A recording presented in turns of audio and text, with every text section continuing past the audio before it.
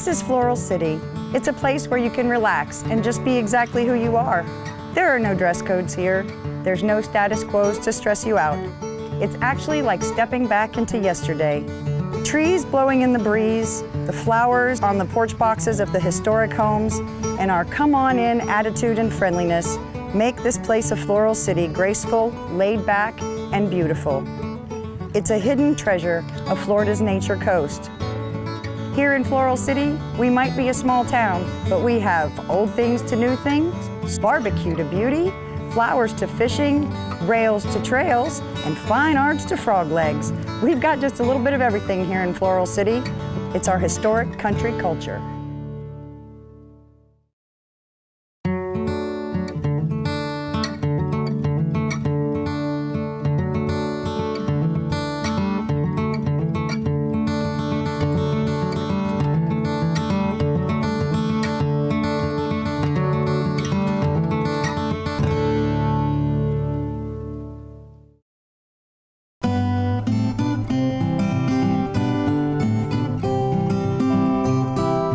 Welcome back, friends. I'm really glad you could join us again today for another episode of Floral City, the real old Florida. This is going to be a pioneer episode, and while we have Heritage Days, our folk living history days, that happens the first weekend of December here in Floral City, this is going to be kind of a complementary aspect of that. Today we're going to be talking to some of the pioneers that were here, the pioneer families, and see what it was like to live, and from their perspective, what it was like to grow up here in Floral City way back at the turn of the century. We're also going to travel over a little bit, and we're going to look at the cemetery and see if maybe we can't turn some of those old stones into real living pioneers just by the stories of their lives. So now we're going to head over, if you want to come with me, and we're going to speak to H.D. Bassett and to Bob Metz, both of them pioneer children of pioneer fathers and mothers in this area. So come on over with me and let's see what we can find out from them about days gone by in Floral City. So friends, I would like to introduce you to H.D. Bassett and Bob Metz. Welcome, gentlemen. And they are both pioneers here, and they are children of pioneers. So I'd like to welcome you and thank you so much. We all owe you boys and girls a debt of gratitude. The fact that your families have stayed here and made this your life and your home and been part of it is left it for people like me, you know, to come along and to enjoy it. If people like you and the pioneering spirit of your families hadn't started this, we might be living in the middle of a cow pasture, so you just never know. I wanted to start by asking you, you know, we want people to know what it's like when we have them come to Heritage Days to feel what it was like to live at the turn of the century or 100 years ago. And I realize you gentlemen are not that old. You're not that old. So, but I do know that your families and your parents were some of the pioneers that were here. So maybe you could tell me what it was like to grow up here. I mean, what's something that sticks out in your head about growing up in Floral City? Well, if you want to know from me, I was raised in the old Duval house right across the street from here. My grandparents used to come down here on the train from Chicago and stay in the old hotel across the street. Mm-hmm. And then when the Duval house came up for sale, they bought that about 1935 or 36. And when I was a youngster, I started living there with them and went to grammar school in Floral City, and also graduated from Citrus High School in 1947. And living in the old house over there, I always said it was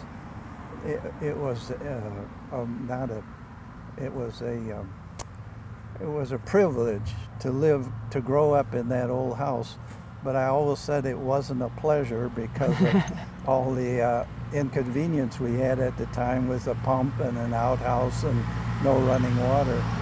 So that's part of the story about how I grew up here. So it wasn't, you couldn't just go to the bathroom, flush the toilet, or, you know, call your friend on the phone while you were on the toilet, or? No, and the real thing is, being that HD is related to the people, his wife was, he's related, his mother was related to the people that built that house. I was very pleased to know that they were going to restore it and bring it back to what it was in its former days.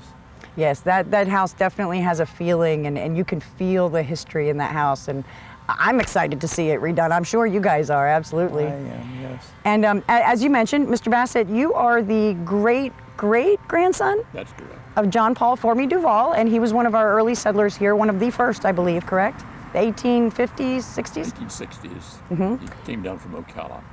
And his family, I mean, your family, I guess it would be, really stayed here. I mean, a lot of them moved on, but the families were so large that... My grandmother was born here. My mother was born here. And you were speaking of the turn of the century. Even though I wasn't here, Mother did write down a lot of the things that the children did when she was young. If you would like, I can read some I of would, that. and if I might add, your mother was Flossie Bassett. Bassett, and she was a historian. Flossie Love. Then she married Tom Zellner, and he died, and she married my father, Henry Bassett. Okay, and your father was, or your father's family was in the phosphate mines, right? The Yes, managers of the my phosphate. father was one of the superintendents of mining here in Floral Right. City. Very cool. Okay, go ahead. Thank you so much. Right. Early days in Floral City. My childhood was a very happy one, having a large family and plenty of neighbors. I was never without playmates. We played rolling the hook, hide and seek, marbles, throwing the ball over the kitchen roof, baseball, candy pulling, and many card games. We always had plenty of homegrown fruit and vegetables. We had a milk cow, chickens, a horse, dogs, cats, pigs, which furnished us ham, bacon, and sausage. When I was a child, the old Presbyterian church on Orange Avenue was a scene of Christmas plays, songs, and a huge Christmas tree, a real community affair. I remember one year after Emma, her sister, was married and had moved away, she sent me a bathrobe for a Christmas present. Never having had one before, I ran around calling it my wardrobe. Don't remember who straightened me out on that one. That's wonderful. And you know, that's where we get a lot of our history from. People don't realize that when you journal and when you write things down, there's information that you've just answered in that one sentence of your mother's thing that I've had questions on since I started doing the history. So it's amazing when you read something that might have nothing to do with what you think it does. There's clues in there about the past and about the people who lived it. And you mentioned in there that it was a community. Floral City was a community, and it still is. It still is, and that's what we want to show people with this show and with coming back at the turn of the century to see what it was like, to appreciate what was here, so that, as the Heritage Council says, we may learn about our future from our path in the past. And gentlemen, you have some things that were very vital to you back then, some tools and toys. Could you tell us a little bit about those? Yes, since the renovations have been going on in the old house, this dipper was found in there by HD, and I asked him if he found the pail, because this is the actual dipper that we used when we had the well and didn't have running water in there. So this is still left over from some of the stuff that we had used. And also they had found a still in the house there that had been used, and there's actually a 5-gallon bottle up in the attic that's half full of wine that my grandfather made. Ooh, I bet that's gonna taste good right about now. That's been a lot of years. And what do you have over there? We were talking about things that the children played with. This is a doll. The doll's heads were made of glass, and they would have been fastened to a corn husk body. Yes. And the dress would have gone over the corn husk.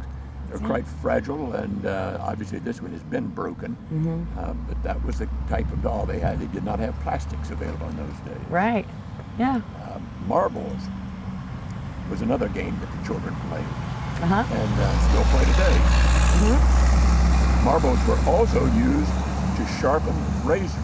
When the safety razor came out with a thin blade, people, instead of buying a new blade, would take the old blade and slide it between these marbles to sharpen their blades. I never knew that. That is fantastic. Stay tuned. We've got more coming from our pioneers.